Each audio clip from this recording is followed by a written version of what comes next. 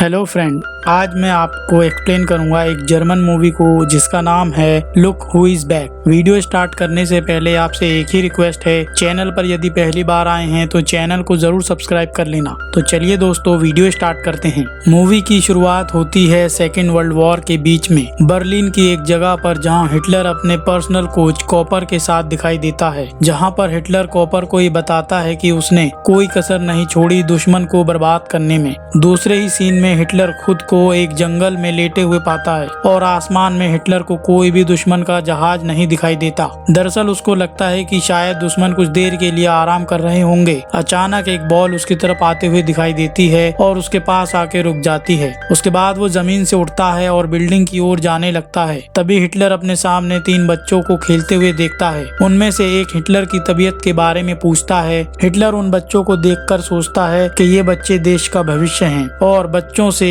Main road का रास्ता पूछता है। उसी सीन में फेबियन नाम का एक आदमी जो कि जर्नलिस्ट है, वो बच्चों की वीडियो बना रहा होता है और हिटलर भी उस वीडियो में रिकॉर्ड हो जाता है। हिटलर अपनी आर्मी कैप उठाता है और खुद से कहता है कि उसको अब बंकर में लौट जाना चाहिए। यहाँ से हिटलर आगे बढ़ता है और यह देखकर हैरान हो जाता है कि कुछ लोग मोनोविन बाइक चला रहे हैं। आसपास के जो लोग थे वो अपने फोन से उसकी फोटो खींच रहे होते हैं। वहीं पर एक मॉडर्न कार को हिटलर टच करके देखता है और सोचता है कि शायद वह कोमा में था और उसने सेकेंड वर्ल्ड वॉर की विक्ट्री को मिस कर दिया है। वह समझ जाता है कि कुछ तो गड़बड़ है और वो इंफॉर्मेशन कलेक्ट करने में जुट जाता है। अपनी सिचुएशन को समझने के लिए हिटलर आसपास के लोगों से बहुत डिस्टर्ब फील करने लगता है। इसके बाद हिटलर आगे बढ़ता है और ये देखता है कि एक औरत अपने फोन पर जर्मन भाषा में बात कर रही होती है। तभी हिटलर उस औरत के पास जाता है और उससे करंट डेट पूछता है और वह औरत डर जाती है और हिटलर की आंखों पर पेपर स्प्रे कर देती है। पेपर स्प्रे की वजह से हिटलर को सब कुछ धुंधला दिखने लगता है। जैसे तैसे पास के एक न्यूज़पेपर शॉप पर जाता है और डेट को देखते हुए वो बहुत ही हैरान और सेंसलेस होकर गिर जाता है। अगले सीन में एक टीवी चैनल का बॉस कर्नल चैनल के डेप्यूटी हेड क्रिस्टोफ के अच्छे काम के लिए उसकी तारीफ करते हुए दिखाई देता है, लेकिन मैनेजिंग डायरेक्टर के लिए उसी कंपनी की एक दूसरी एम्प्लॉय काटिया का नाम लेता है। इसी बात से क्रिस्टोफ दुखी हो जाता है। उसके बाद वो अपने कैबिन में आता है और एक स्ट्रगलिंग फिल्म मेकर फेबियन के ऊपर अपना सारा गुस्सा निकाल देता है। हालांकि फेबियन अपना पूरा एफर्ट लगा देता है अपने बॉस को समझाने में,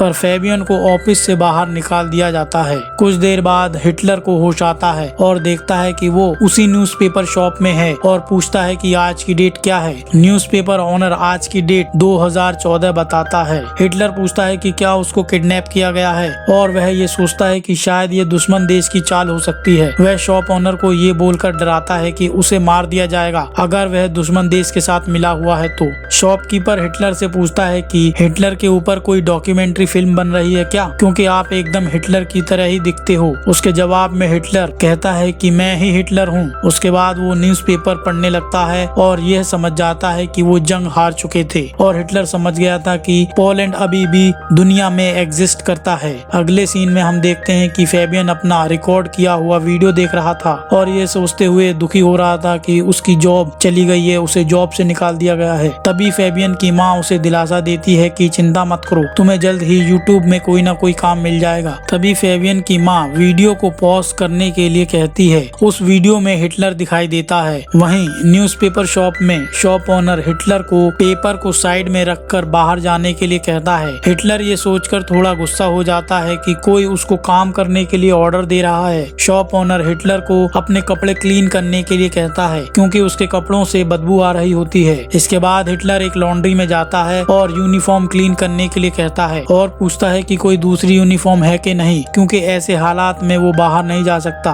उसके बाद हिटलर मॉडर्न ड्रेस में दिखाई देता है और दूसरी तरफ फेबियन हिटलर को ढूंढते हुए पेपर शॉप में पहुंचता है। फेबियन हिटलर को इसी ड्रेस में देखकर हैरान हो जाता है। तभी फेबियन हिटलर को पूछता है कि उसको देखकर एक फिल्म बनाने की सोच रहा है जिसका सब्जेक्ट है हिटलर इन मॉडर्न टाइम। तो हिटलर मान जाता है। फेबियन अपनी माँ से कुछ पैसे और गाड़ी लेकर हिटलर के साथ शूट करने के लिए निकल पड़ता है। दोनों एक होटल रूम में पहुंचते हैं और टेलीविजन को देखकर हिटलर चौंक जाता है। हिटलर डिसाइड करता है कि वो फेबियन की डॉक्यूमेंट्री में पॉलिटिक्स को लेकर बात करेगा। दोनों बहुत सारी जगह घूमते हैं और लोगों से पॉलिटिक्स के बारे में पूछते हैं और इंटरव्यू के बाद उसको पता चलता है कि लोगों के ऊपर डेमोक्रेसी का कोई ज्यादा इम्पैक्ट नहीं था। उसके बाद एक पार्क में हिटलर को एक कुत्ता काट लेता है और हिटलर उस कुत्ते को गोली मार देता है, तो फेबियन हिटलर को डांटता है और उससे गन छीन लेता है। कुछ टाइम के बाद फेबियन के पैसे खत्म हो जाते हैं, पर फेबियन अपना दिमाग लगाता है और सड़क पर लोगों को कन्विंस करता है कि हिटलर से अपना पोर्ट्रेट बनवाएं, और हिटलर फाइनली अपनी क्रिएटिव साइड को एक्सप्लोर करता है और लोगों की फनी पिक्चर ड्रॉ करता है जो कि सबको बहुत पसंद आती है और उसके लिए वो लोग उसे पे करते हैं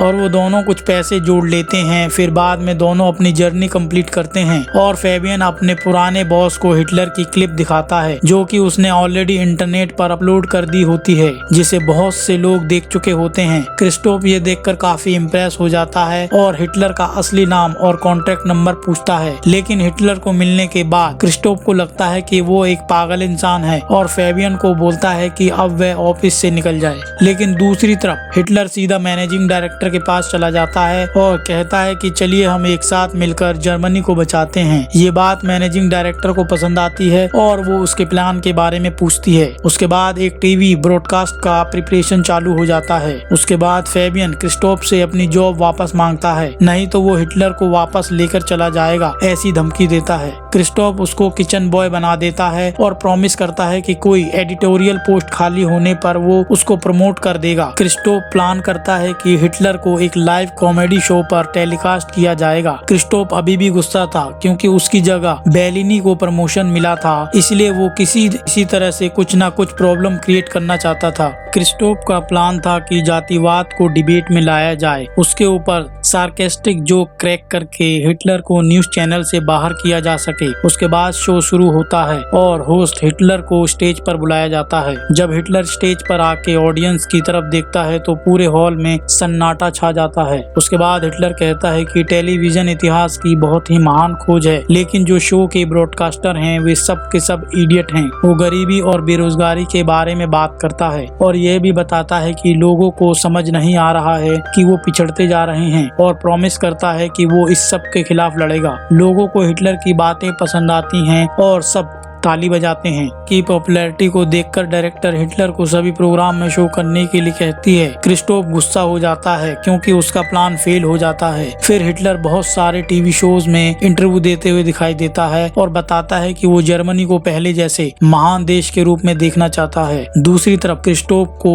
एक लेटर मिलता है जो कि उस डॉग की पेमेंट के लिए था जिसको हिटलर ने गोली मारी थी। क्रिस्टोफ ये जानकर बहुत खुश होता है और अगले टीवी शो में हिटलर से वर्ल्ड वार के दौरान उसके डिफरेंट रोल के बारे में पूछा जाता है, तो हिटलर कहता है कि वो बस ज्यादा से ज्यादा लोगों के पास पहुंचना चाहता है। तभी इंटरव्यूअर कहता है कि आपके सभी कामों को जस्टिफाई नहीं किया जा सकता, और वो वीडियो सबके सामने प्ले करता है जिसमें हिटलर उस कुत्ते को गोली मार रहा होता है। वीडियो देखकर ऑडियंस को बहुत खराब लगता है और गुस्से में हिटलर कहता है कि आपके साथ भी ऐसा ही करूंगा और आपके स्टूडियो को बार्किंग डॉग में बदल के रख दूंगा। क्रिस्टोफ लोगों का नेगेटिव रिस्पॉन्स देखकर बहुत खुश होता है। उस इंटरव्यू के बाद बेलिनी को काम से निकाल दिया जाता है और क्रिस्टोफ को नया मैनेजिंग डायरेक्टर प्रमोट कर दिया जाता है। अगले सीन में हम देखते हैं कि हिटलर फेबियन के घर में रहते हुए एक बुक लिखता है जो कि मार्केट में बेस्ट सेलर बन जाती है। 3 महीने बाद उस टीवी चैनल को बहुत ही लॉस का सामना करना पड़ता है, जिससे क्रिस्टोफ बहुत ही गुस्सा हो जाता है। तभी एक एम्प्लॉय हिटलर को वापस लाने की सलाह देता है और क्रिस्टोफ हिटलर को ढूंढने निकल जाता है और फेबियन को मिलकर कहता है कि वो करोड़ों रुपए इन्वेस्ट कर सकता है उसकी और हिटलर की फिल्म में, लेकिन वह मूवी उसके ही टीवी स्टेशन में रिलीज करनी होगी। अगले सीन में फेबियन हिटलर को याद करने के लिए कहता है कि वो यहाँ पर कैसे आया था, उसके पास बॉल आने से पहले क्या हुआ था, पर हिटलर को कुछ भी याद नहीं आता और वो सेट से बाहर निकल जाता है। जब हिटलर सेट से बाहर आ रहा था तभी कुछ लोग हिटलर के साथ मारपीट करते हैं और अगली सुबह हिटलर की आंख हॉस्पिटल में खुलती है जहाँ बेलिनी मौजूद होती है। सेम टाइम पर फेबियन उस वीडियो को अच्छी तरह से देख रहा था। तभी फेबियन देखता है कि जहां पर वो सोया था वहीं से वो वापस भी आया है। फेबियन उस लोकेशन पर जाता है और देखता है कि वो लोकेशन एक हिस्टोरिकल लोकेशन थी। फेबियन जल्द से जल्द हॉस्पिटल पहुंचता है पर वहां पर हिटलर नहीं मिलता। बेलिनी उसे बताती है कि वो शूटिंग के लिए सेट पर गया है।